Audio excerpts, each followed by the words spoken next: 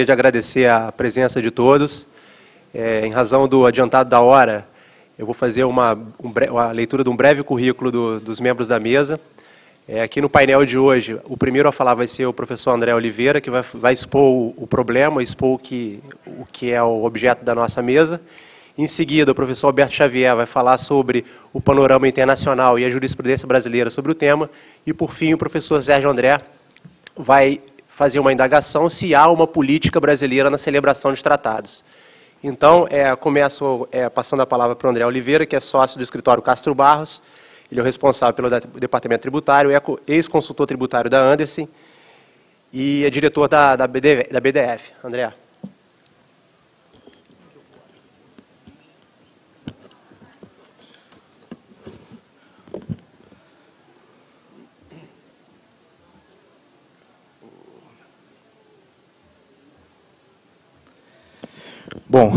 Bom dia, senhoras e senhores. Eu gostaria, em primeiro lugar, de agradecer o convite que me foi feito para participar deste painel, ressaltando a honra que eu tenho de dividi-lo com os professores Sérgio André e o professor Alberto Xavier, pessoas e profissionais que muito admiro. A mim cabe, como mencionado pelo presidente, fazer uma apresentação do tema e das questões que serão colocadas para depois serem enfrentadas pelo professor Alberto Xavier e objeto também de um debate de discussão mais à frente no âmbito das perguntas.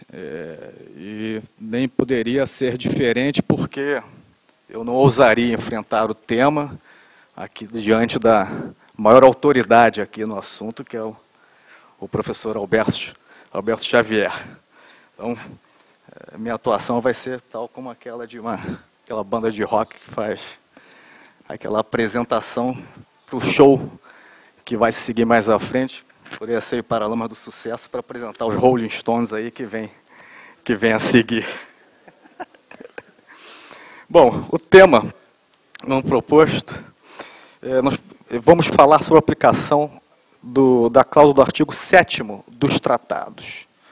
E aí, nesse contexto, é interessante lembrar os senhores de que, atualmente, esse universo ele compreende 30 convenções para evitar a dupla tributação,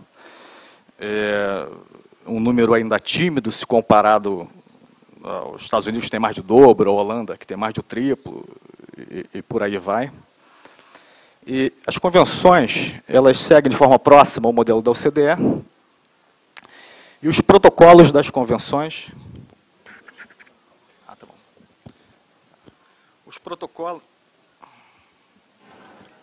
Os protocolos das convenções, destas fazem parte e revestem da mesma validade jurídica. As convenções têm dois relevantes grupos de normas, um de reconhecimento de competência, exclusiva e cumulativa, exclusiva de forma a atribuir a competência para a tributação apenas ao estado da residência, e cumulativa quando se estabelece que tanto o estado da residência quanto o estado da fonte, eles têm competência para impor a incidência sobre a mesma renda. E de limitação de competência, dirigidas ao estado de residência, quanto ao método de isenção e método de imputação, isenção na medida em que é desonerada a tributação da renda no estado da residência, ou da imputação quando o valor retido na fonte, no estado da fonte, ele é reconhecido como um crédito a ser compensado com aquele valor a ser pago no estado da residência. E dirigidos ao estado da fonte, previsão de alíquota máxima para certos rendimentos é comum que determinadas jurisdições a alíquota prevista internamente seja maior do que o tratado. O tratado, nesse aspecto, opera como um limitador e redutor de alíquota. Bom,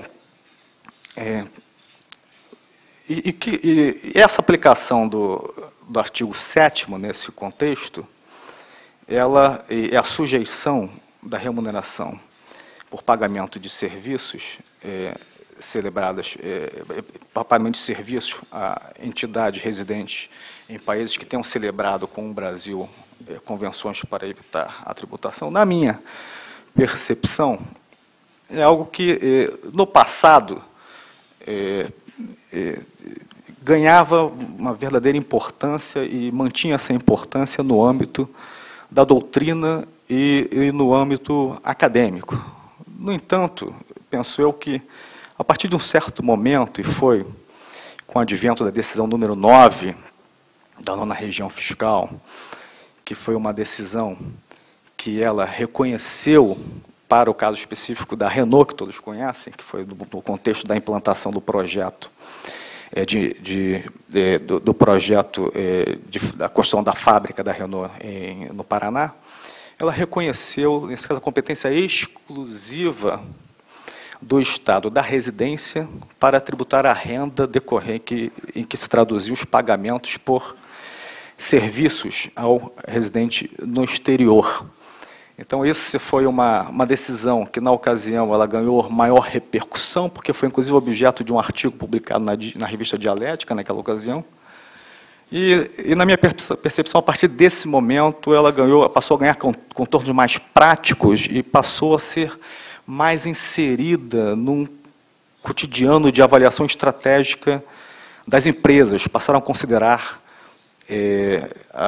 a possibilidade de não efetuar a retenção na fonte sobre esses pagamentos por serviços prestados no exterior, quando os países envolvidos tivessem celebrado uma convenção para evitar a dupla tributação. Então, todo esse envolvimento, várias consultas se seguiram dos contribuintes, e, a partir disso, talvez percebendo esse movimento dos contribuintes que buscavam a não incidência do imposto de renda na fonte sobre essas remessas, isso gerou uma reação das autoridades fiscais. Isso fica muito bem representado por decisões que vieram a seguir, como decisões número 47 e número 144, da 8ª região fiscal, decisões essas que vale a pena...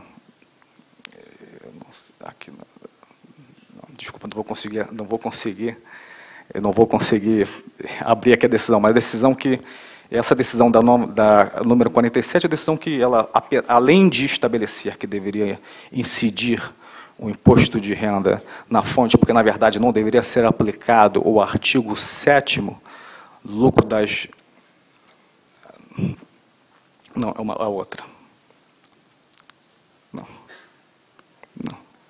Não, volta, eu vou falar sobre elas. Além de não se aplicar o artigo 7º dos tratados, que prevê a competência exclusiva do Estado da residência para tributar a renda, impondo que deveria ser aplicado, nesse caso, o artigo 21 ou o artigo 22, para que a incidência do imposto desse na fonte, por força da competência cumulativa que esses artigos estipulam. Ela também fez referência à hipótese de que os valores estariam sendo remetidos a uma empresa nos Estados Unidos que não tinha e não tem tratado para evitar a tributação com o Brasil, e que os pagamentos seriam feitos para filiais dessa empresa americana em outras jurisdições, e filiais que não são pessoas que possam valer dos direitos dos tratados. Então, além de deslocar a discussão do artigo 7º para o artigo 21, como forma de se valer da competência também cumulativa, que autorizaria a incidência na fonte do imposto de renda, ela também cometeu outros equívocos. E a decisão 144, também da 8ª região fiscal, nesse mesmo sentido, ou seja, no primeiro momento em que tivemos uma notícia positiva, no sentido de que estaria a autoridade fiscal reconhecendo, na esteira das práticas internacionais, que o pagamento por serviço estaria amparado pelo artigo 7º, por essa razão, não poderia haver incidência na fonte, porque seria a competência exclusiva do Estado da residência, nós retrocedemos e passamos a impor a tributação na fonte, por considerar as autoridades fiscais que, na verdade, não deveria aplicar o artigo 7º, mas o artigo 21 dos tratados. E, após todo esse movimento, seguindo essas manifestações, veio, então, o Ato Declaratório Normativo, COSIT, número 1 de 2000, estabelecendo claramente que deveria ser aplicado para pagamentos de serviços ao exterior, não o artigo 7º, mas o artigo 21 ou 22 dos tratados, e a incidência na fonte deveria acontecer mesmo que inexistisse esse artigo 21, que é o caso, por exemplo, do tratado com a França. E no que se refere a pagamentos que fossem enquadrados como royalties, que esses pagamentos eles seriam assim classificados na medida em que houvesse o registro dos contratos junto ao INPI e ao Banco Central do Brasil. Então, a partir desse momento, foi um momento em que ficou muito claro o posicionamento do fisco, contrariamente à prática internacional e contrariamente ao que a maioria da doutrina assim defendia. E, sob o ponto de vista prático, então, as empresas começaram a se insurgir contra esse fato. Então, algumas delas já tinham decisões desfavoráveis no âmbito administrativo por força de consultas que foram formuladas, outras apenas por espontaneidade iam ao banco comercial tentar fechar o câmbio para fazer as remessas, e o banco comercial, exercendo aquele controle quanto ao recolhimento dos tributos sobre as remessas, ele pedia que fosse informada uma norma que desonerasse, e ele não aceitava a simples aplicação do artigo 7º, então isso fez com que as empresas, os contribuintes, levassem essa questão em judiciário, isso gerou, então, um contencioso muito interessante sobre o assunto, as questões serem melhor tratadas mais à frente, mas eu ressaltaria como um marco disso a decisão do STJ no âmbito do recurso 1161.467 do Rio Grande do Sul, da Copesul, em que foi ministro relator o Castro Meira, e por unanimidade reconheceu-se que, nessas hipóteses especificamente, o que se deve aplicar é o artigo 7º dos tratados e não o artigo 21 ou o artigo 22 dos tratados. E essa decisão foi importante, outras se seguiram, vão ser mencionadas mais à frente, mas porque, nesse momento, esse processo ele gerou o interesse da Procuradoria da Fazenda, que iniciou um acompanhamento especial. Então, passaram, a partir de então, em função da decisão que seria proferida nesse recurso especial, a analisar melhor o tema, investigar melhor o tema, e, inclusive, por força disso, eles até prepararam, em 2011, um parecer, que foi um parecer 776, que serviu de base aos memoriais que foram apresentados aos ministros da segunda turma, e que serviram de base também à própria sustentação oral que foi feita pela Fazenda nessa ocasião. Mas, apesar do parecer ter sido muito bem elaborado e resultado de uma avaliação profunda, infelizmente a conclusão seguiu sendo equivocada, tentando sustentar a posição de que deveria incidir o imposto de renda na fonte sobre essas remessas, na medida em que deveriam se enquadrar não no artigo 7º, mas no artigo 21. Bom, o fato é que a própria Procuradoria da Fazenda, reconhecendo que todos os esforços tinham sido expendidos no sentido de analisar o tema, de investigar e de tentar convencer o judiciário a respeito de qual seria o correto procedimento a ser seguido, que na visão dele seria a incidência do imposto de renda na fonte sobre essas remessas, e vendo o resultado, que foi um resultado que lhes foi desfavorável e, felizmente, favorável aos contribuintes, reconhecendo a boa prática internacional e reconhecendo a correta interpretação que se deve atribuir às convenções, nesse caso, e por força também um fator externo, que foi uma ameaça de denúncia do tratado com a Finlândia, voltaram a reavaliar o tema e ele foi revisitado de forma que, felizmente, chegaram a uma conclusão diferente. E veio, então, uma proposta de revogação daquele parecer que eu mencionei antes, do parecer 776 de 2011, pelo parecer 2363 de 2013. Pelo parecer 2363 de 2013. E esse parecer, então, que é bem recente, de dezembro último, que os senhores já devem conhecer, esse parecer, então, ele abordou a questão de uma outra forma e passou a reconhecer que a melhor interpretação a ser atribuída nessa hipótese deveria de que os pagamentos por serviços prestados por residentes no exterior melhor se adequa à disposição do artigo 7º do que a do artigo 21. No entanto, a partir disso, surgem algumas questões. Na conclusão do parecer, ele faz referência a que essa interpretação deva ser aplicada sempre na medida em que não haja um estabelecimento permanente no Brasil que desenvolva parte ou totalmente a atividade do residente no exterior. Além disso, de que só se aplicaria o artigo 7º na hipótese em que não se trate de transferência de tecnologia, que a transferência de tecnologia ficaria submetida a um outro artigo, o artigo 12 das convenções. E aí, vale a pena referir que o artigo 12 das convenções, que trata dos royalties e que serviriam de base para essas remessas,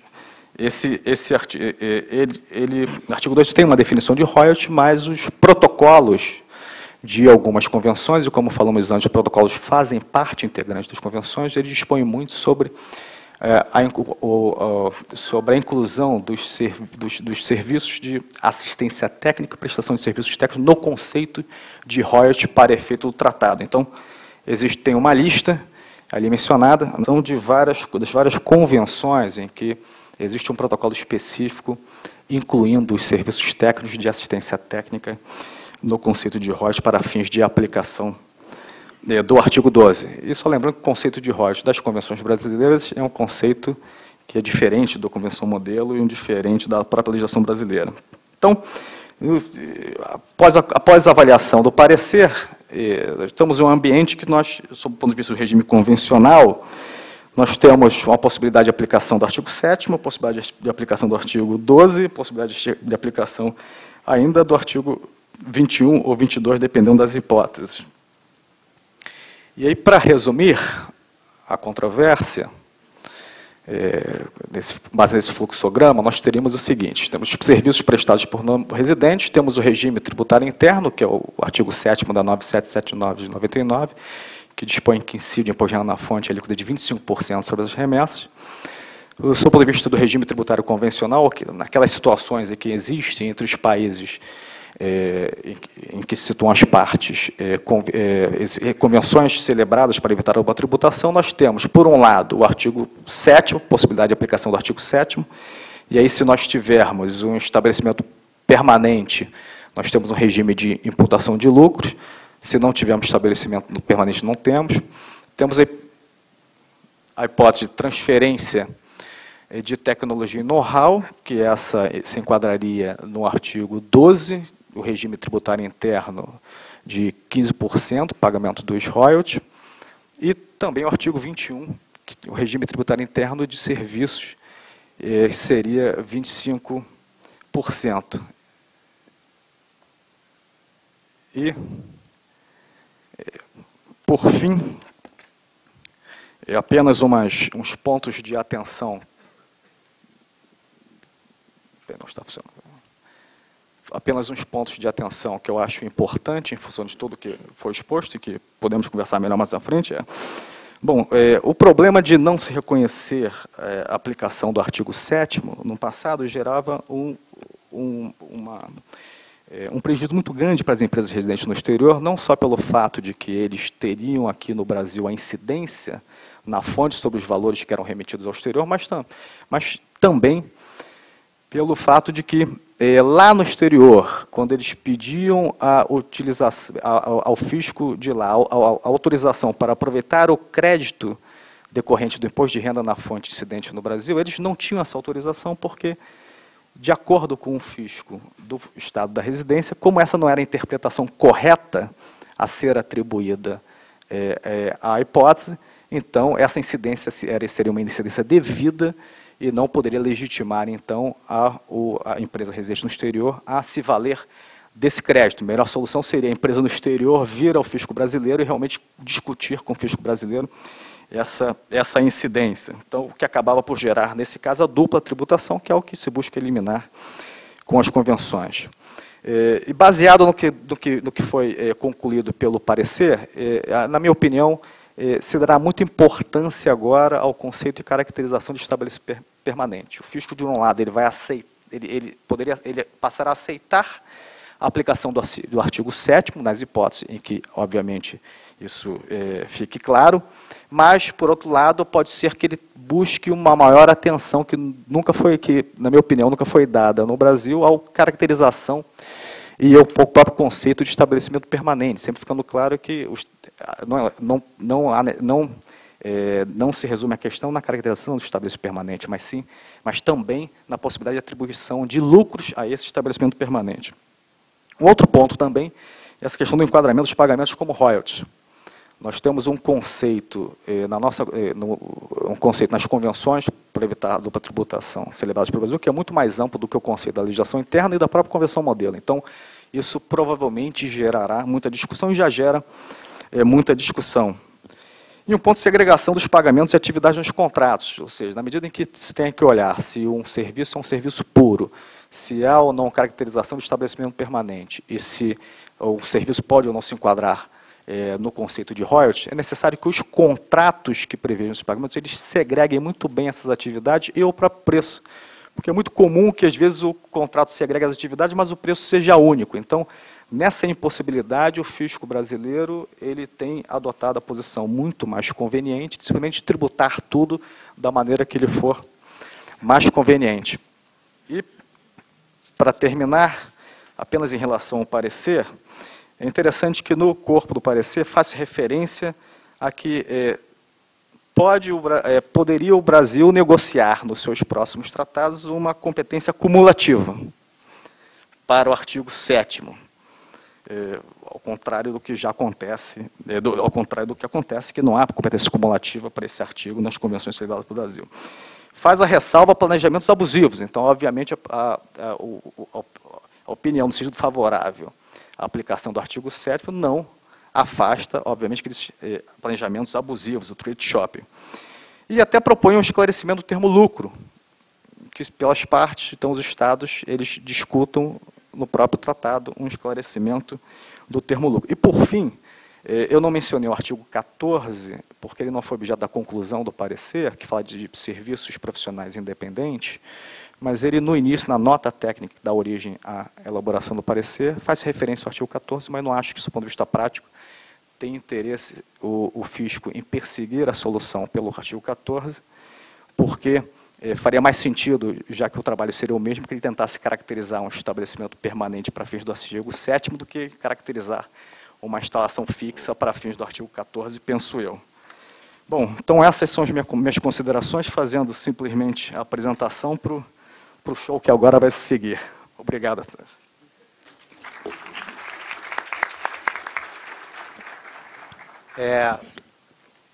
Agora eu vou passar a palavra para o professor Alberto Xavier, que, na verdade, dispensa a apresentação, porque quem trabalha com direito tributário internacional sabe que ele é a maior sumidade brasileira no assunto.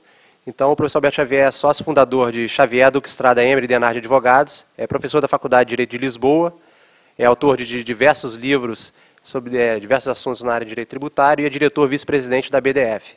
Ele vai falar sobre o panorama internacional da questão e a jurisprudência brasileira.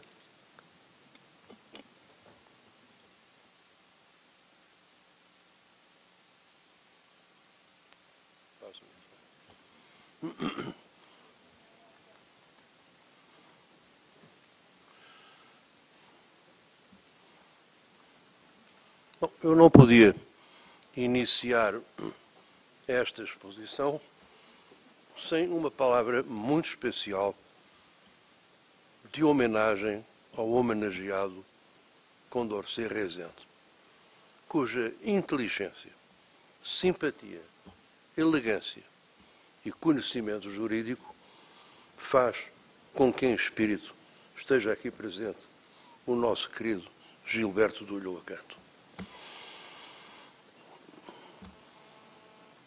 Queria também felicitar o governo da Finlândia, porque foi necessária uma ameaça desse país boreal para que se fizesse a verdade no direito tributário brasileiro. Eu, efetivamente, não vou falar do artigo 7, já é um artigo que ocupa quase 100% da minha atividade nesta área. Eu nunca consegui entender como é que se sustentava a possibilidade de tributação no artigo 7 de uma venda de serviços, quando nunca se imaginou a tributação de uma venda de mercadorias. Alguém ouviu falar de uma retenção na fonte, de imposto de renda na fonte, de uma venda de mercadoria? Qual seria a diferença em relação aos serviços? Bom, mas uma vez que a Finlândia conseguiu convencer o fisco e os tribunais brasileiros, passemos agora a um outro ponto. Se, como disse aqui o André, o debate entre artigo 7 e artigo 21 está definitivamente ganho em relação ao artigo 7, um outro inimigo se esconde nesta batalha, que é o conceito de serviços técnicos e assistência técnica que constam dos protocolos anexos às convenções. Evidentemente que o raciocínio, estou a dizer o raciocínio do fisco, não do fisco objetivo, não daquele fisco técnico, não daquele fisco rigoroso, que deve cumprir a lei e não prosseguir por manhas e caminhos oblíquos, interesses financeiros. O fisco, evidentemente, viu nesse conceito de serviços técnicos um fundamento para uma tentativa de tributação. O que é que ele diz? Qual é a base do raciocínio? Pois bem, não, vocês ganharam essa história do artigo 7 para os serviços em geral, mas, atenção, que numa certa categoria de serviços prevalecem os protocolos. Eu peço, Luísa, por favor, mostre aí os protocolos que contêm essa... Evidentemente que eu não quero perturbar com muitos detalhes, apenas a título ilustrativo, chamando desde já a atenção que esse conceito de serviços técnicos e assistência técnica não aparece em alguns tratados, mas o Ministro da Fazenda resolveu, por portaria, considerar que eles estariam incluídos na Fazenda. Luísa, pode mostrar em amarelo quais são esses países em que o nosso Ministro da Fazenda equiparou, por portaria, sem cláusula convencional explícita,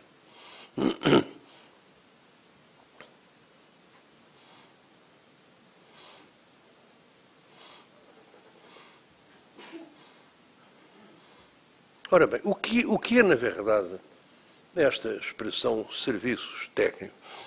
O fisco já tentou várias vezes defini-las, mas é tal maneira absurda essa tentativa de definição que eu não posso concluir de outra maneira que senão considerá-las nulas por incoerência, ilegalidade e até inconstitucionalidade.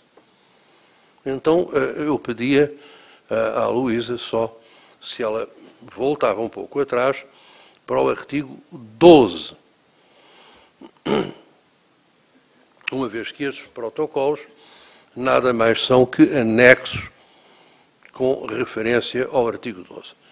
O artigo 12 dá um conceito amplo de royalty para efeitos de considerar que o Estado da fonte tem competência para taxar várias modalidades de serviço, sendo que aquela que nos ocupa de momento é a que está na parte final. É como se costuma dizer, na cauda o veneno.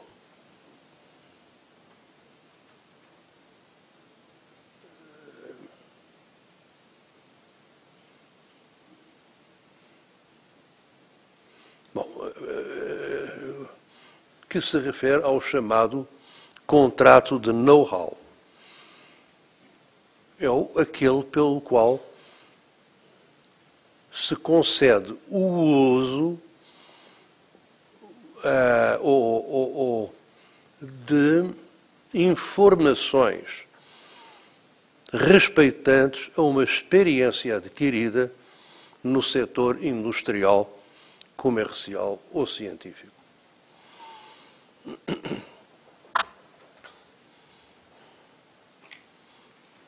Este contrato de know-how é um contrato que, como a expressão diz, ele transmite um conhecimento. Ele não executa, ele não aplica esse conhecimento.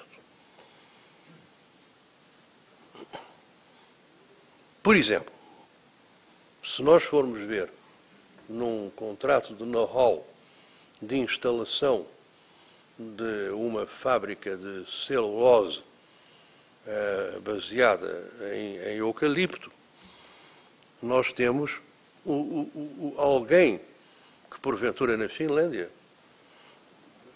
executou planos, projetos, desenhos, como é que se faz a fábrica, a que distância tem que estar da floresta, qual é a capacidade de produção. Não é? Isso é o contrato de know-how. Agora, o serviço técnico, o que será? Com referência a este conceito. Eu peço à Luísa que nos dê as duas instruções normativas que tentaram definir serviço técnico.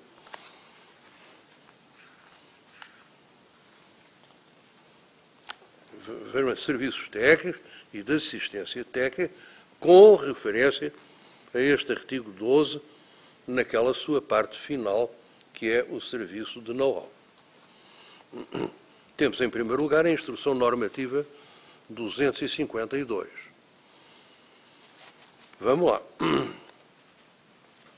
Ela define serviço técnico, na linha A, o trabalho, obra ou empreendimento cuja execução dependa de conhecimentos técnicos e especializados prestados por profissionais liberais ou de artes ou ofícios. Depois, assistência técnica, a assessoria permanente prestada pelo cedente de processo ou forma secreta à concessionária, mediante técnicos, desenhos, estudos, instruções enviadas ao país e outros serviços semelhantes, os quais possibilitem a efetiva utilização do processo ou forma cedente. Eu penso que esta definição de assistência técnica é correta. Mas não assim a de serviços técnicos. Porque me parece um absurdo total, mas total, dizer-se que é um serviço técnico com retenção na fonte, um trabalho que dependa de conhecimentos técnicos especializados. Mas qual é o trabalho que não depende de conhecimento técnico especializado? Não consigo imaginar o que é isso, um conceito tão amplo que é uma fonte de uma gravíssima discriminação que faz que, se eu tenho um conhecimento técnico especializado, alguém que me contrata é punida por retenção na fonte. Se eu sou um ignaro, um burro, sem conhecimento técnico, nem especializado, nem nada, é serviço não técnico, não sujeito à retenção na fonte. Isto é absolutamente uma afronta à cláusula igualitária que exige um vínculo de correlação lógica entre o diferencial de discriminação e a desigualdade de tratamento. O conhecimento técnico especializado não tem nada a ver com o fato de estar ou não estar. Bom, depois temos uma nova, talvez pela impossibilidade do próprio fisco aplicar ou entender o que isto significa, apareceu um decreto 4195 de 2002, em matéria de CID, mas, evidentemente, que é, para mim, um mistério. Eu não consigo entender. De tal maneira obscuro é a redação. Então, ele classifica, admite um fornecimento de tecnologia, depois uma prestação de assistência técnica, a qual abrange serviços de assistência técnica e serviços técnicos especializados. Serviços técnicos de assistência administrativa ou semelhantes e, como é que é? Seção de uso de marca. Ora bem, também não se consegue entender. Eu não consigo entender. Li várias vezes, não consigo entender. Acho que o fisco também não.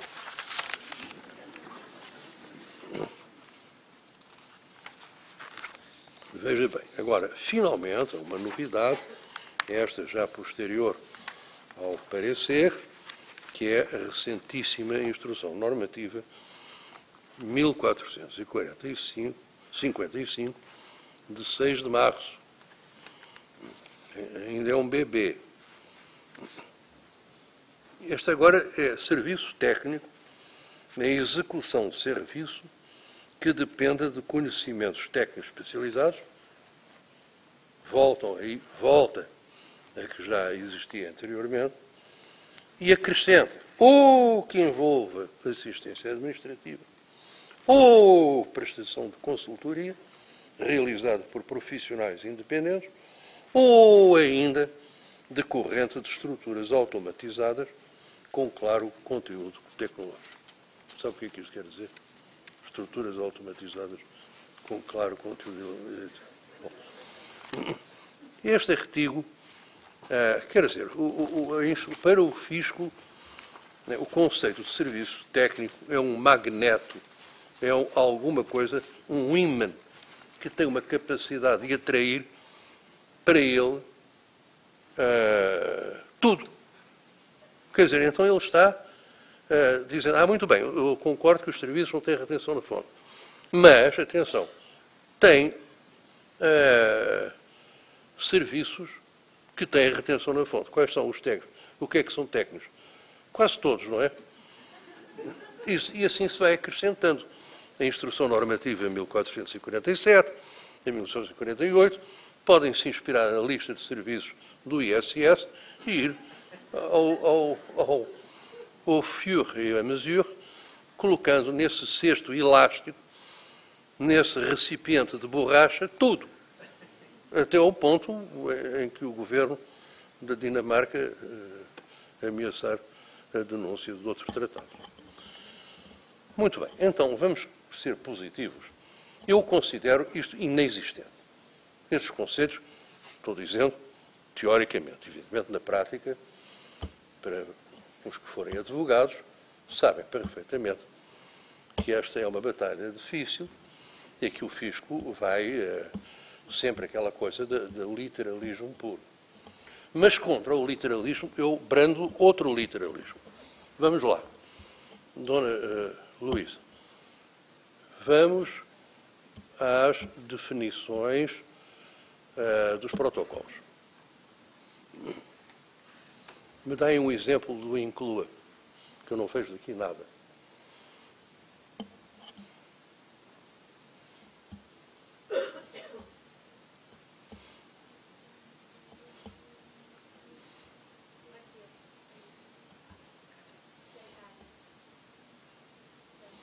Qual é? Itália. Quer ler você em voz alta? Com referência ao artigo 12, parágrafo 4, a expressão por informações de correspondência à experiência adquirida no setor industrial, comercial ou científico, mencionada no parágrafo 4 do artigo 12, inclui os rendimentos provenientes da prestação de assistência técnica e serviços técnicos. Inclui. Inclui. O que é que quer dizer inclui? Que está lá dentro. Está dentro do conceito esses serviços técnicos. Significa isto que serviços técnicos são, por natureza, aqueles que estão conexos a um contrato de know-how. Digo mais, não há o conceito de serviços técnicos, só existe referencialmente. Ele não tem autonomia. Eu não posso dizer se engraxar sapato é um serviço técnico ou se fazer a placa de um drone. Não é. Não é por natureza. Não é um conceito intrínseco. É um conceito relacional. Ele é um serviço que está integrado num conjunto. Qual é a visão que eu tenho hoje destes protocolos relacionados com o artigo 12? Eles veem o processo de prestação de serviços de informação tecnológica não para nessa primeira fase, que é entregar a tecnologia e ponto. Ele tem um caráter global, porque para além da prestação de informação, tem agora a fase subsequente da execução, da aplicação da mesma. Para mim, eu acho que eu iria para uma fórmula muito simples e sintética. Serviço técnico é um serviço de aplicação ao caso concreto de um serviço de transferência de tecnologia. Como se faz um drone para efeitos militares, depende, realmente, é um projeto. Mas a execução desse projeto, a aplicação desse projeto, a fabricação das asas do drone, o equipamento eletrónico que está para visualizar determinados objetivos. Isso faz parte, mas faz parte de um contexto amplo de que o serviço técnico representa a aplicação. Se repararem bem, esta palavra inclui, abriu-se na minha cabeça realmente aquilo que eu já vinha dizendo há muito tempo e que até mereceu um protesto delicado e educado do parecer, dizendo Alberto Xavier sustenta que é complementar ou instrumental, mas esta opinião tem que ser vista com reservas. Porquê é que o protocolo não o diz expressamente? Bom, em primeiro lugar, não estou agora debatendo aqui com o parecer, não é? Em primeiro lugar, porque, além da interpretação literal, tem interpretação sistemática. Esse protocolo é um protocolo ao artigo 12. Tem a ver com tecnologia. Não é um protocolo ao artigo 7. Né?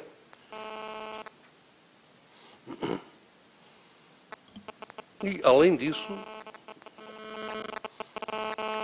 eu entendo que na letra do protocolo, na própria letra do protocolo, isso está dito nesta expressão. Está incluído,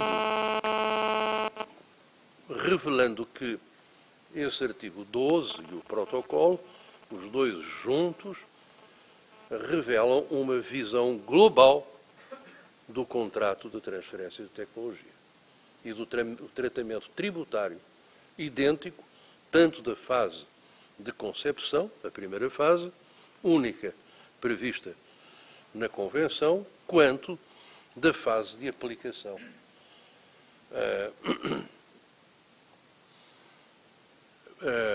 Prevista nos protocolos, segundo a minha leitura. Era o que eu tinha a dizer.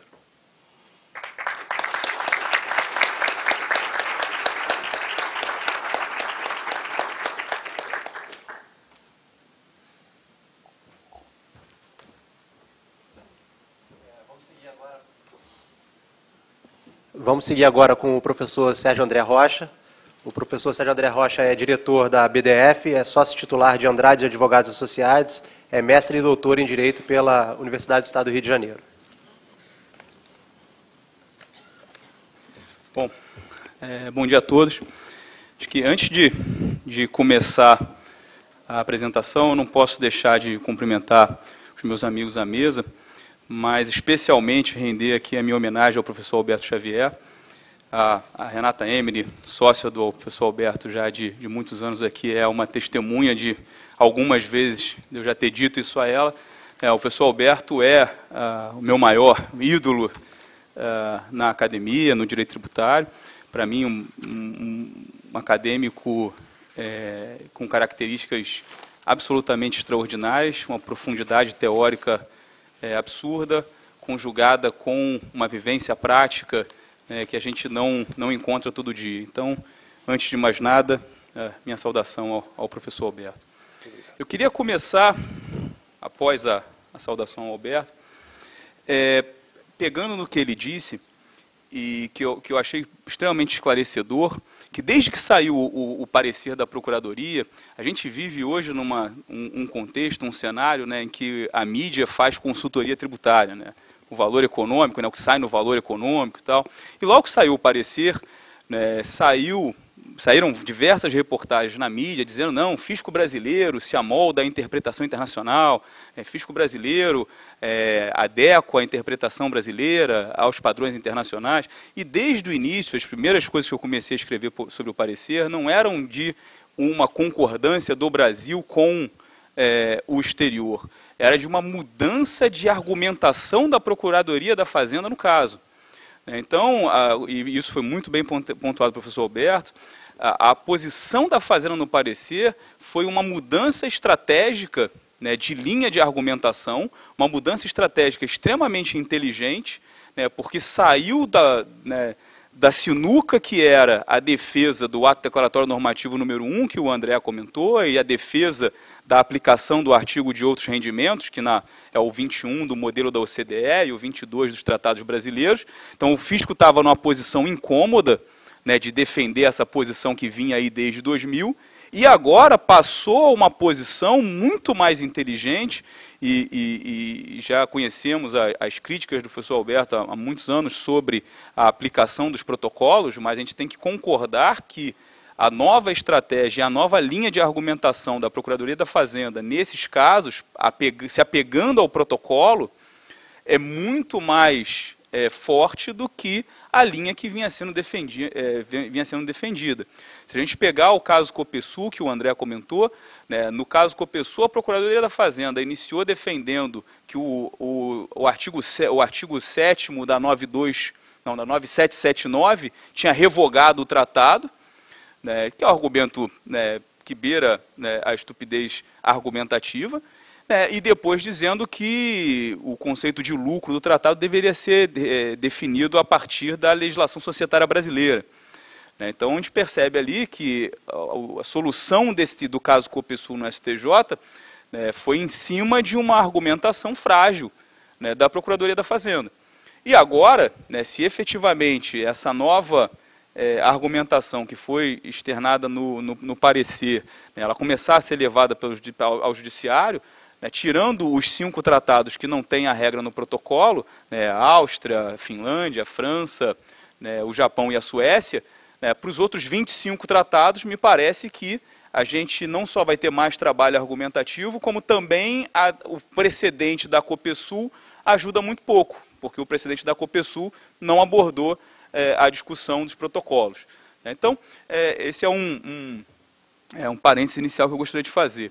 Quando a gente estava organizando a apresentação desse painel, sendo esse um tema em relação ao qual o professor Alberto é um maior expoente aí brasileiro e que trata dele há muitos anos, a minha ideia seria abordar a matéria de uma perspectiva um pouco diferente, não olhando tanto o que o Brasil já fez, mas o que o Brasil poderia começar a fazer um pouco diferente.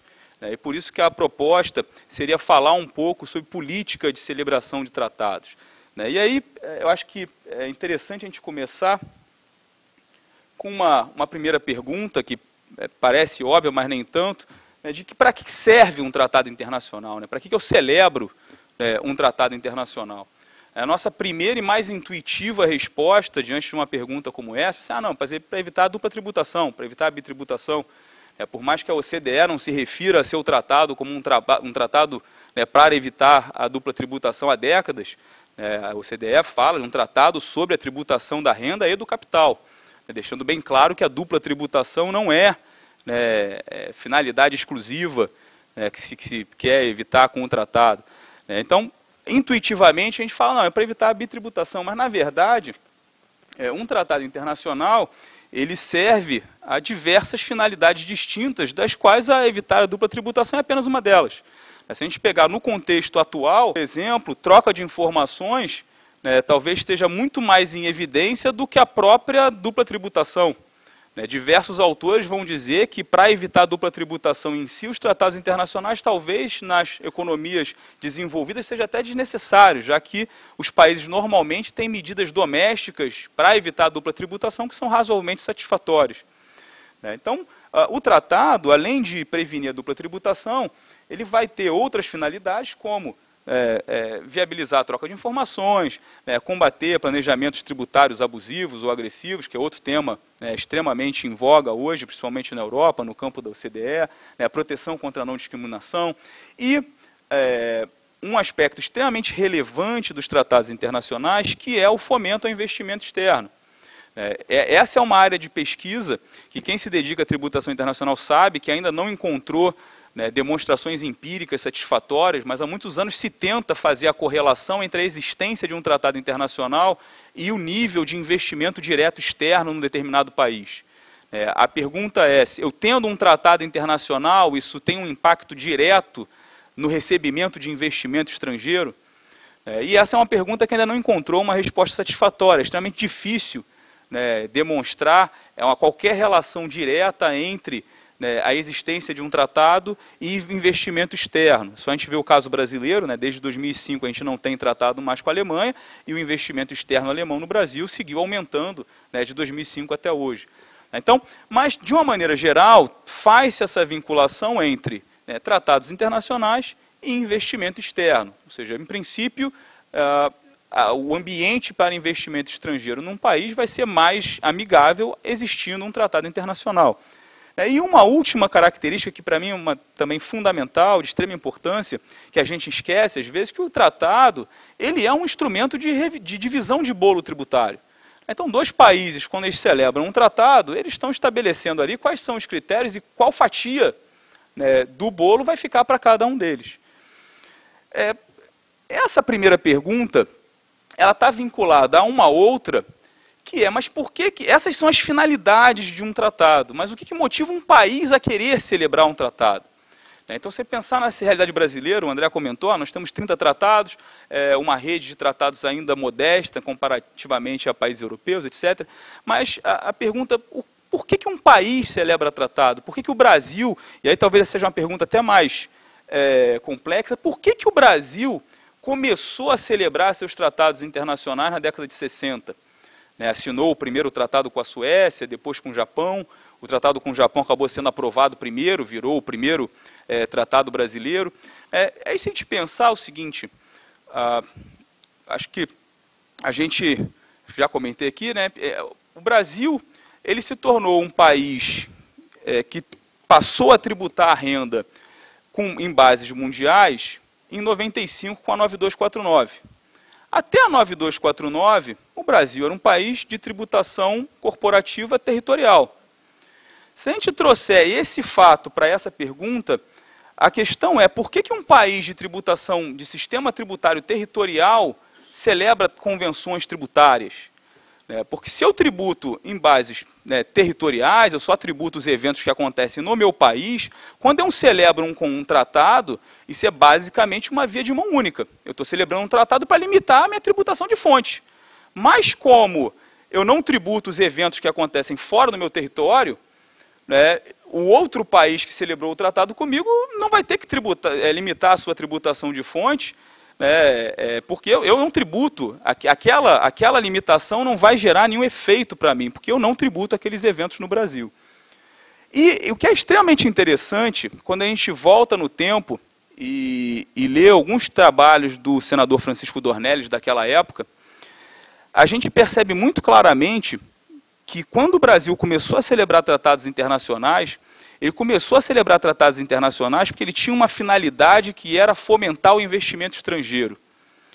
Então, existia uma política tributária internacional muito clara que era, eu vou celebrar esses tratados porque eles são relevantes para atrair investimento estrangeiro para o Brasil, e por isso havia uma pressão muito grande de incluir neles as cláusulas de tax sparing. Ou seja, a premissa era que, ao celebrar aqueles tratados, eu estava atraindo empresas estrangeiras para o Brasil, que era muito próximo da política econômica ali do governo militar.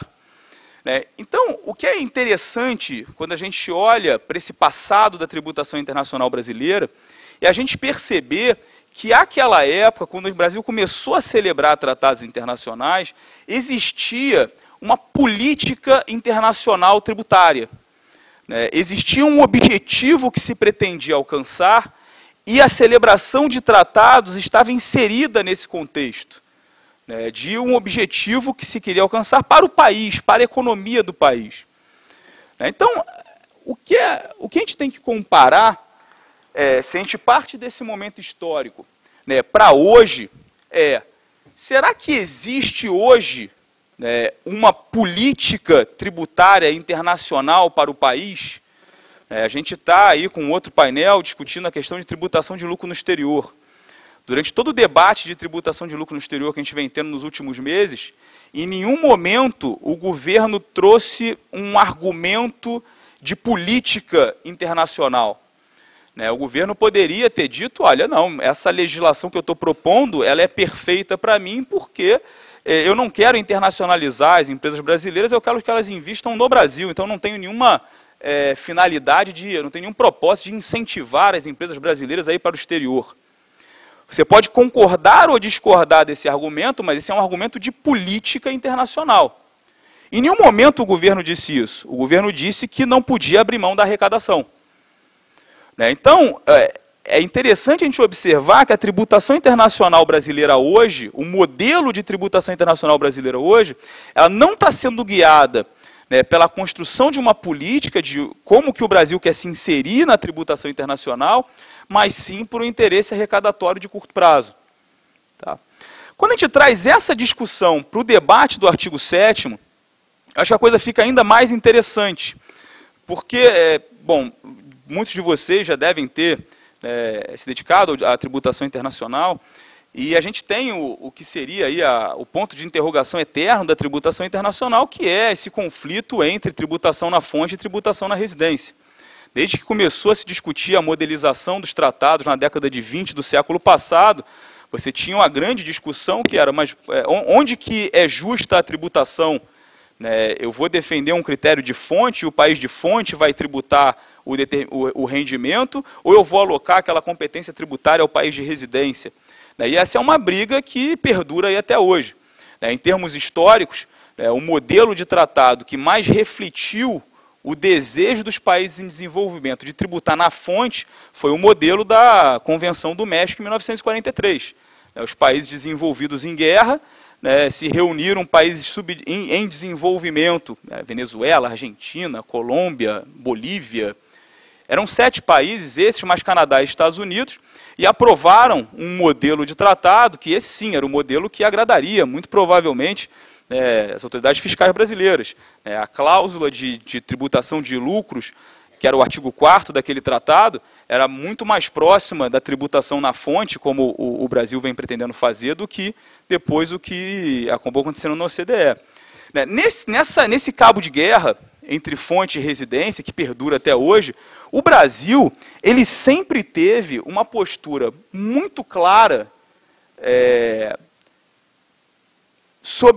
a favor da tributação da fonte. Então, uma coisa que a gente percebe, analisando os tratados brasileiros, de uma maneira geral, é que o Brasil ele tem uma tendência declarada à tributação na fonte. E isso está refletido nos tratados brasileiros. A gente sempre tem uma reação, a gente fala assim, não, o Brasil ele não é membro da OCDE, mas segue o seu tratado. Embora os tratados brasileiros eles tenham mais ou menos a estrutura do modelo OCDE, os tratados brasileiros têm divergências claríssimas em relação ao modelo OCDE. E essas divergências são sempre trazendo competência para a fonte. Se a gente pegar a pedra angular do modelo da OCDE é que a tributação de renda passiva se dá na residência. A lógica do modelo da OCDE é puxar a competência tributária para a renda passiva para o país de residência.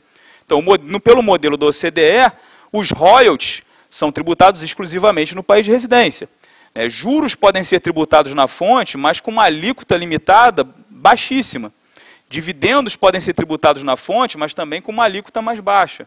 O racional do modelo da OCDE é da tributação de rendas passivas no país de residência. Os tratados brasileiros não seguiram esse racional. Então, todos os tratados brasileiros autorizam a tributação de royalties na fonte. Os tratados brasileiros vão ter um teto para tributação de juros e dividendos mais alto do que o modelo da OCDE. Porque o Brasil ele é um país que procura atrair competências para a fonte. A mesma coisa a gente vai encontrar no artigo 21 de outros rendimentos, que no modelo OCDE é um artigo de competência exclusiva do país de residência e que nos tratados brasileiros é um artigo de competência concorrente entre fonte e residência. Isso gera até um parênteses interessante, porque sempre que a gente está conversando sobre, e eu já vi uma vez um representante brasileiro, um desses congressos da IFA, falava sobre artigo 7º e comentava para a audiência que a posição brasileira era muito complicada porque o Brasil usava o artigo 21. E aí você tinha uma audiência europeia acostumada com o modelo da OCDE que não entendia, mas bom, qual é o problema de usar o artigo 21 se o artigo 21 diz que a competência é exclusiva da residência, assim como o artigo 7º. Esse é um outro cuidado que a gente vai ter com o artigo 12 também. Vai ser, não, agora o Brasil mudou de estratégia e vai começar a usar o artigo 12. Intuitivamente, se não tiver mais explicação, alguém que siga a risco o modelo da OCDE não vai entender qual é o problema de usar o artigo 12, que também é um outro artigo no modelo de competência exclusiva do país de residência. Então, não só você tem que explicar o problema da interpretação, mas também explicar a especificidade dos tratados brasileiros.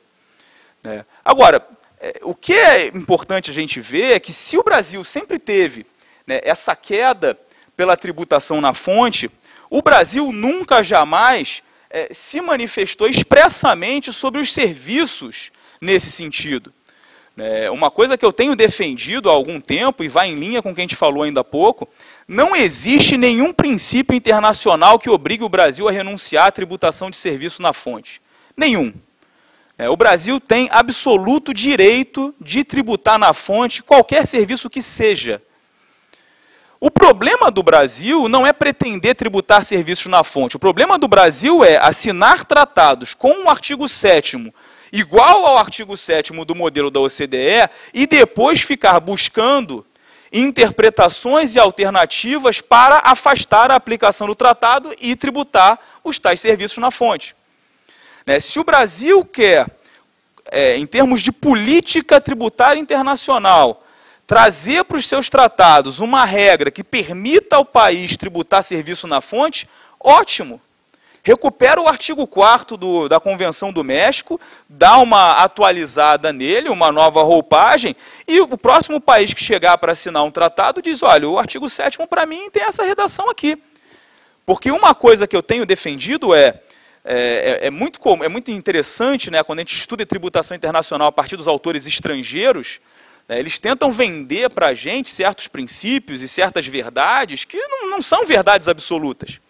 Então, os autores estrangeiros falam, não, o artigo 7º, ele é o coração do tratado, estabelece o princípio do estabelecimento permanente, que é uma regra fundamental de tributação pela residência. Quem disse? Quem disse que eu, Brasil, ou eu, qualquer outro país, sou obrigado, a celebrar, a incluir nos meus tratados uma regra que atribui competência exclusiva ao país de residência? Então, não há nenhuma limitação a que o Brasil decida mudar a sua estratégia de negociação de tratados. Agora, o que não pode fazer, ou não deve fazer, e aqui a gente tem um pouco, um resumo, opa, voltei tudo, a gente tem um pouco o resumo de tudo que foi dito, a gente tem aqui uma evolução dessa discussão, o que não pode fazer é isso, é trazer disposições, o ato declaratório normativo número 1, ele era uma peça esdrúxula de redação legislativa na medida em que dizia que a regra de outros rendimentos se aplicaria mesmo quando o tratado não tivesse, para pegar o tratado com a França, como o André disse, que era onde a discussão começou. Então, você vê, quando a autoridade administrativa edita uma norma, um ato regulamentar, em que ele diz que no tratado isso se resolve com o artigo de outros rendimentos, mas vamos aplicar ele mesmo que o tratado não tenha, como é o caso da França. É uma coisa esdrúxula, fala-se tanto em moral tributária, em ética tributária, e às vezes falha tanto a ética do poder público, que é de onde se esperaria mais. Depois, a Instrução Normativa 252, com a definição de serviço, que o professor Alberto já comentou, não vou voltar. Depois, em 2005, a gente teve a denúncia do tratado com a Alemanha, que me parece, pelo que tudo que a gente ouviu de bastidores, uma história parecida com a da Finlândia, só que com um final triste. A Alemanha queria renegociar o tratado com o Brasil, o artigo 7º era uma das pautas da negociação, não houve negociação e os alemães voltaram para Berlim e denunciaram o tratado. Depois a gente tem uma peça legislativa que às vezes a gente esquece um pouco também, que é o ato declaratório da Espanha. Porque a Espanha, ao contrário da Alemanha, teve sucesso na negociação com o Brasil. E existe esse ato declaratório que traz uma sistemática de tributação absolutamente diferente. Se reconhece que o artigo 7º não aplica, se joga o artigo 14 para algumas situações, traz o protocolo e o artigo 12 de Reuters. Então, a Espanha é um caso em si, com uma regra toda específica negociada, e um aspecto que a gente discutiu nesses últimos anos todos qual é o reflexo do ato declaratório da Espanha para os outros países. Será que, de alguma maneira, eu posso dizer que, olha, se a regra para a Espanha é essa e o tratado é mais ou menos igual, por que a regra para a Itália é diferente? Então, tem esse ato declaratório com a Espanha aí também pairando nesse... depois desse parecer mais recente, e agora essa Instrução Normativa, que tem, eu acho que o requinte de crueldade, o professor Alberto fez questão de destacar aquela parte final, que aqueles decorrentes de...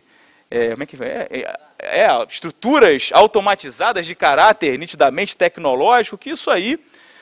eu já gastei aí muito tempo de reflexão em cima e é difícil imaginar, começaram a aparecer algumas teorias de conspiração, que a ideia era pegar a plataforma de petróleo, trazer o afretamento, para não mais para tirar o afretamento lá da isenção, da redução a zero do 691 e jogar o afretamento no artigo 12. Essas teorias conspiratórias a gente nunca sabe se tem algum fundo de verdade ou não. O que eu gostaria, agora já resumindo e fechando, extremamente relevante, e isso em parte é obrigação nossa também, né, enquanto operadores e construtores do sistema, existe hoje uma falta de transparência absurda sobre tributação internacional. Se você quiser saber quais tratados o Brasil assinou e não estão em vigor ainda, você tem que entrar no site do Ministério das Relações Exteriores. É uma pesquisa horrorosa e você fica ali, né, às cegas tentando saber que tratado está negociado. Então você não sabe com quem está negociando o tratado, por que está negociando o tratado, qual a finalidade com aquele tratado, né, o que o Brasil quer alcançar celebrando esses tratados. Então é triste a gente perceber que, se a gente comparar a situação de opacidade que a gente tem hoje, né, com o que existia, né, muitas décadas atrás, quando o Brasil começou nessa aventura de celebrar tratados internacionais, hoje a gente está numa situação muito pior do que aquela época. Aquela época, pelo menos, havia alguma noção de para onde, né, a gente está querendo ir, por que nós estamos fazendo isso. Hoje nós estamos aqui às cegas, né, os tratados demoram uma vida para serem aprovados, de repente sai no valor, o tratado com a Turquia entrou em vigor, ok. Mas, de uma maneira geral, as pessoas não sabiam que existia o tratado, por que a Turquia, tem um tratado com a Rússia que está lá há milênios também. Até hoje, uma coisa que eu sempre lembro, tem um tratado com o Paraguai que está aí também emperrado, aí acho que lendo o próprio livro do professor Alberto Xavier, não, mas no Paraguai, né, não aprovaram o tratado. Então até hoje é muito comum fazerem referência dos tratados pendentes ao Tratado do Paraguai, mas aparentemente esse é um que nunca vai acontecer. Então, isso tudo mostra esse estado, né, caótico, cinza que a gente vive na tributação internacional, e se a gente, né, derrubar essa parede, juntar os dois painéis, a gente percebe que a situação é muito pior ainda.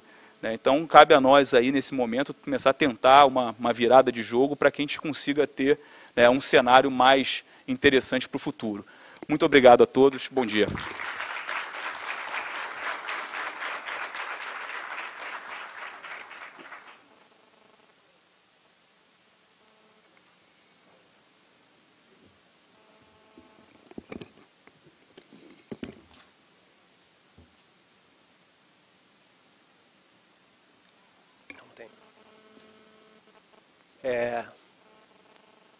Quer falar alguma coisa, Sérgio?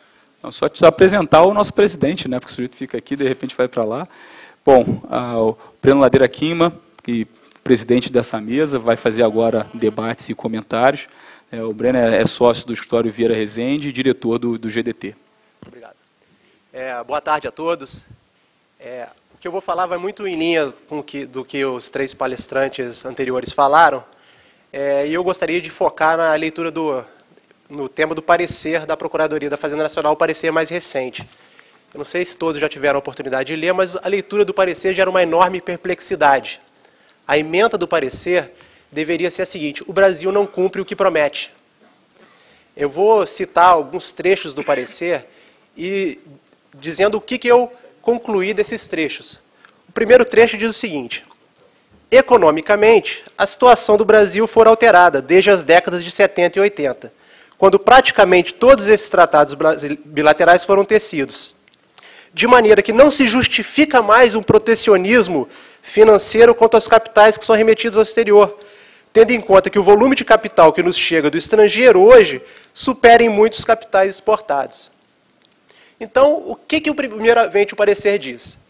Eu fui à Finlândia, disse para o finlandês que, se ele prestasse serviço para um brasileiro, aquele valor que o brasileiro pagou a ele não teria tributação na fonte.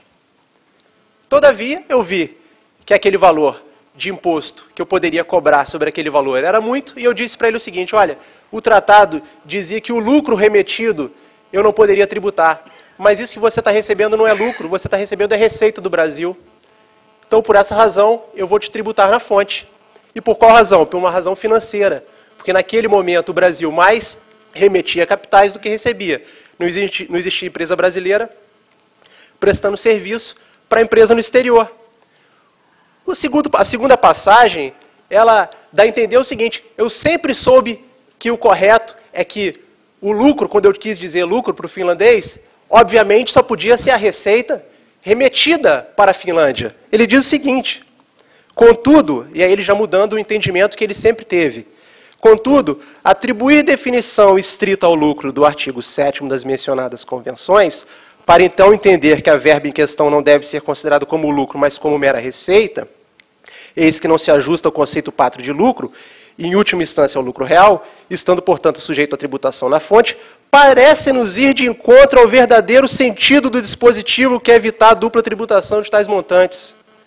A interpretação em comento também tem o potencial de esvaziar o dispositivo, possibilitando justamente a ocorrência dos eventos que mencionados ajustes entabulados pelo Brasil contra os países, o objetivo é coibir, que é a bitributação internacional. Então, a própria Procuradoria da Fazenda Nacional disse o seguinte, que se eu não ler lucro como receita remetida, o tratado não serviu de nada. Então, isso pega muito mal. Internacionalmente, o Brasil agir dessa forma. Porque a gente sabe que quando a Receita Federal ela atua com multa e juros. Então, você imagina a situação do finlandês, que está prestando serviço para um brasileiro, e o brasileiro diz o seguinte, olha, eu tenho que fazer a retenção na fonte, porque senão eu estou sujeito a multa e juros. Mas calma lá, eu tenho o tratado. Não, o que você está lendo aí, aqui no Brasil, não vale, infelizmente. E, por fim, o que me deixou mais perplexo é a passagem que diz o seguinte, que o parecer anterior era o parecer que eu usei em juízo. Então, quando eu uso em juízo, eu posso escrever coisas com que eu não concordo. Esse parecer não, agora estou fazendo já depois que o STJ decidiu favoravelmente a vocês. Olha o que ele diz, para não dizer que eu coloquei palavras no parecer da Procuradoria. O parecer 776 de 2011, que era o anterior, que dizia que tinha que tributar na fonte, foi exarado em um contexto de defesa judicial da Fazenda Nacional, cuja tese restou vencida no STJ, o qual, por sua vez, lançou outros argumentos técnicos sobre a questão, passíveis de acolhimento e sede administrativa. Portanto, à luz da possibilidade de se atribuir aos lucros disposto no artigo 7º da Convenção Modelo da OCDE um conceito amplo, à vista do princípio da especialidade, sugere-se a revogação do parecer anterior. Então ele disse com todas as letras, olha, o parecer anterior que eu defendi com unhas e dentes, que deveria ser tributado na fonte, só estava escrito daquela forma, só foi tão agressivo porque era um processo judicial. Então eu tinha que defender de toda forma aquele posicionamento da Fazenda. Então, realmente, aí pegando carona no que o Sérgio colocou, até em razão de moral, em razão de ética, se o Brasil quer tributar na fonte determinado rendimento, ele tem esse direito, mas que deixa expresso para o estrangeiro que ele fará dessa forma. Agora, o que não pode é simplesmente assinar alguma coisa e depois procurar juridiquês, desculpe a expressão chula, para poder justificar aquela tributação na fonte. Na verdade, até no jogo do bicho, vale o que está escrito, mas no Brasil nem o que está escrito vale. Então, são essas minhas considerações e eu abro a plateia para perguntas.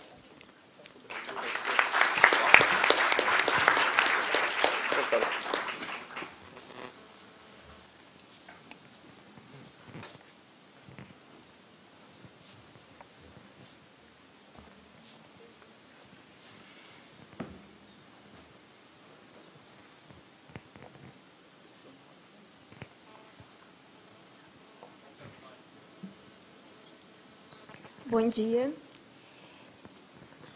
Bom, a minha pergunta é em relação ao seguinte, em relação ao alcance do artigo 7º do modelo da OCDE a tratados específicos firmados do governo brasileiro com governos de outros países. Por exemplo, existem alguns serviços que são abarcados em tratados especificamente que tratam daqueles. Por exemplo, eu vou falar do Tratado de Melbourne, porque eu trabalho com telecom, é o trabalho que, de fato, eu conheço e é um tema, inclusive, que vai ser debatido no painel de amanhã. Mas o que eu vejo as pessoas defendendo especificamente relacionado a Melbourne, e esquecem que, na verdade, vários países que assinaram aquele tratado são países com os quais o Brasil tem tratado para evitar a dupla tributação. E aí, diante disso, eu me pergunto se, na verdade, o artigo 7º já não seria aplicável antes mesmo de qualquer tratado específico, ou se seria ao contrário, é uma dúvida de alcance de tratado mesmo. Enfim.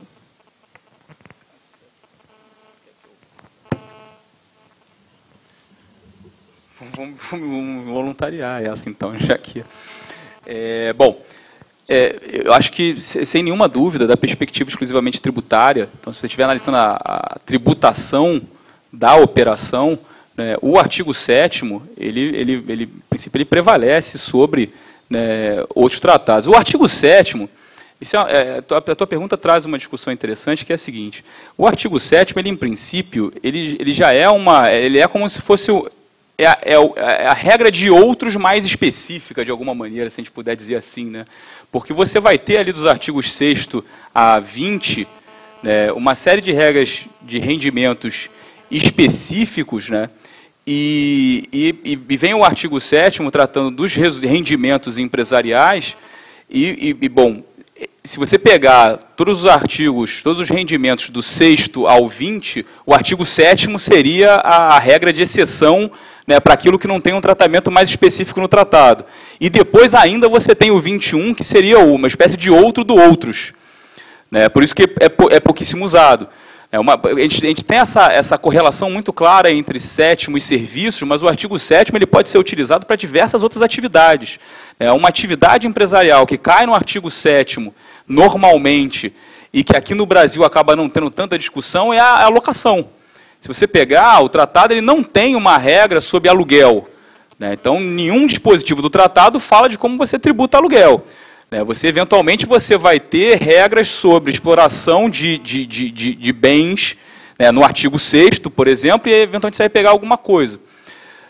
O que, para o Brasil, acaba não gerando muito efeito, porque o Brasil adotou esse critério, manteve a redação do artigo 12, isso até era um ponto interessante para a gente discutir também, porque a redação original do artigo 12, nos modelos de 63, de 77, ela incluía na definição de royalties a locação de equipamentos, locação de equipamentos industriais e comerciais.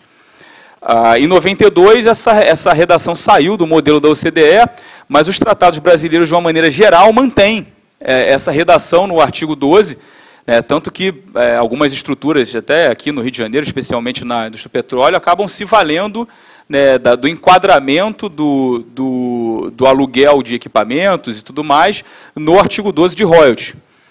Acho que só o tratado com a Finlândia não tem essa equiparação de locação de equipamentos a royalties. Mas se os tratados brasileiros não tivessem essa regra específica que diz que locação é royalties, e isso é bastante interessante se a gente fizer uma comparação com o que a gente disse hoje, porque se a gente tentar discutir ontologicamente a questão do serviço técnico, né, você fica, bom, mas se eu contrato um escritório de advocacia na Europa, por que isso é royalties?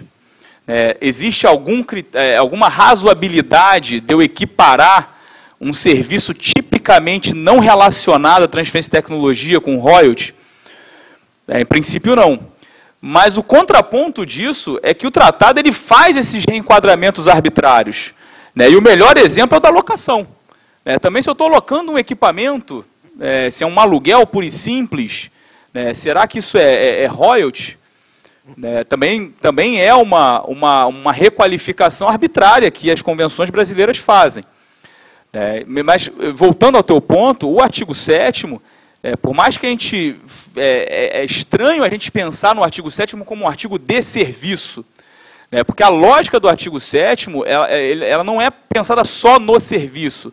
O serviço é prestado diretamente pelo não residente, sem qualquer unidade de negócio no país onde ele é realizado, né, é uma das situações em que o rendimento empresarial tem a tributação exclusiva na residência. Mas você vai ter outras. Um outro exemplo é o contrato de seguro.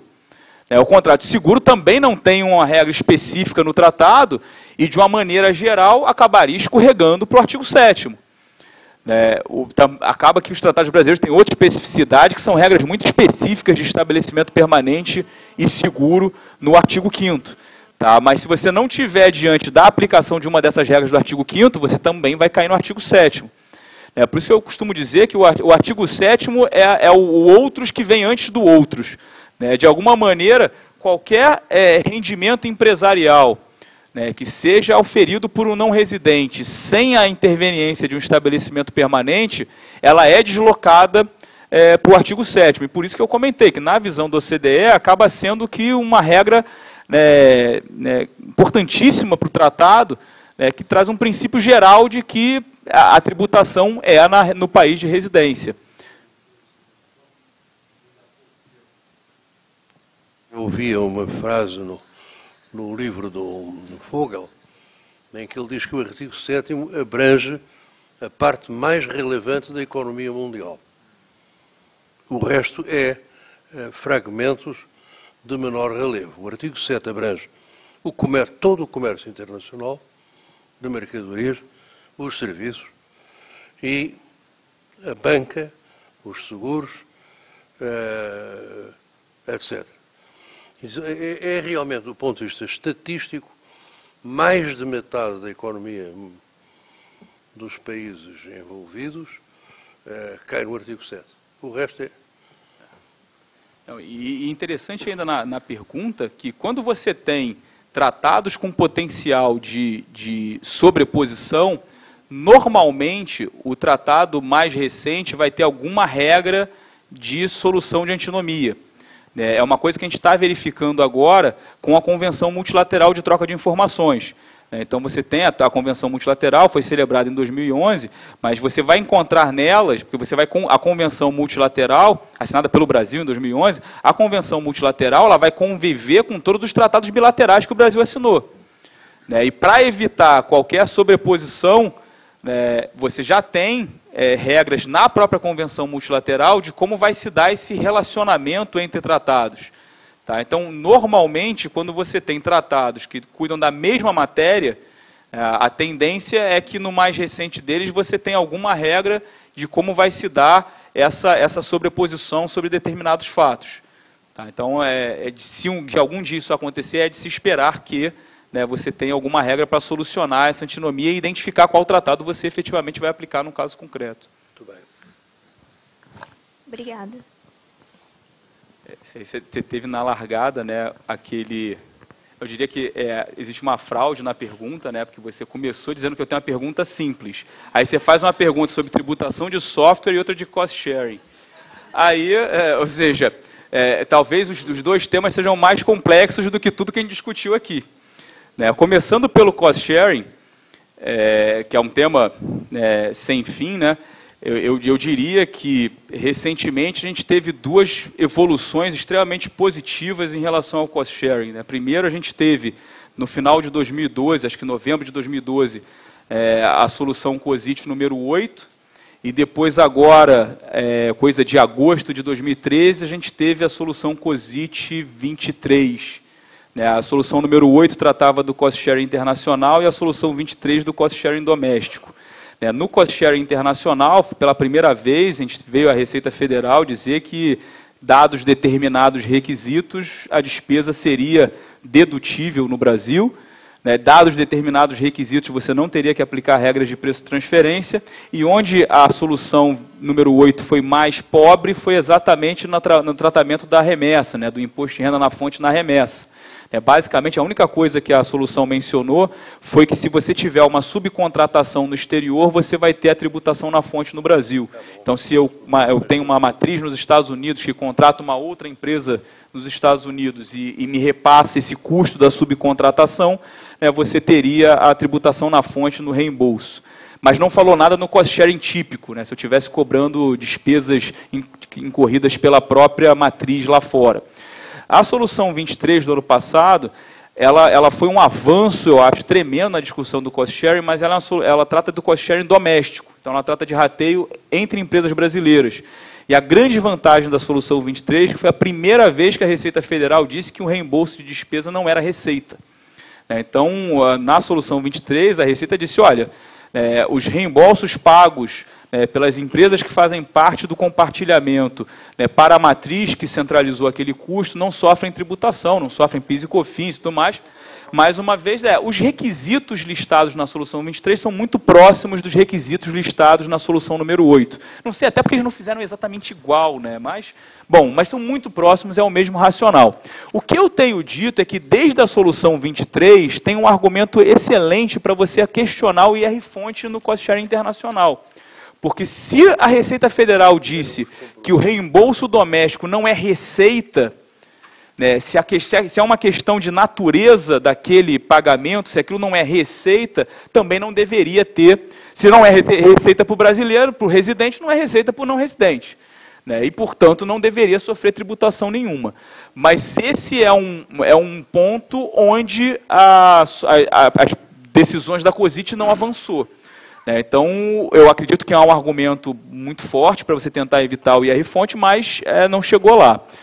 Eu sei que a gente está premido pelo tempo. Se você for pegar a discussão do software em si, né, de vez em quando a gente tenta fazer esses levantamentos de decisões, né, tributação de software tem decisão para todo lado. Né? PIS e COFINS, importação, se tem, se não tem, né, a licença, se você tem transferência de fonte, não tem. Por isso que eu acho extremamente difícil. Eu não me sinto confortável para dar uma resposta final, definitiva. Eu acho que a tributação de remessas para o exterior, pagamento de licença de software, não tem uma resposta 100% segura e definitiva hoje. Normalmente depende muito de cada caso e muitas vezes até do próprio instrumento contratual. Porque às vezes o sujeito acha que está fazendo uma operação e quando você vai ver a maneira como o negócio está formalizado, é absolutamente diferente. Mas só no caso a caso mesmo, diante do contrato, e aí você vai definir se vai ter o IR-fonte ou não. Eu peço desculpa para quem gostaria de fazer perguntas, mas infelizmente a administração aqui diz que o tempo está encerrado. Eu agradeço a presença de todos, em especial ao Dr. Roberto Xavier, que foi um prazer dividir mesa com o senhor. Obrigado.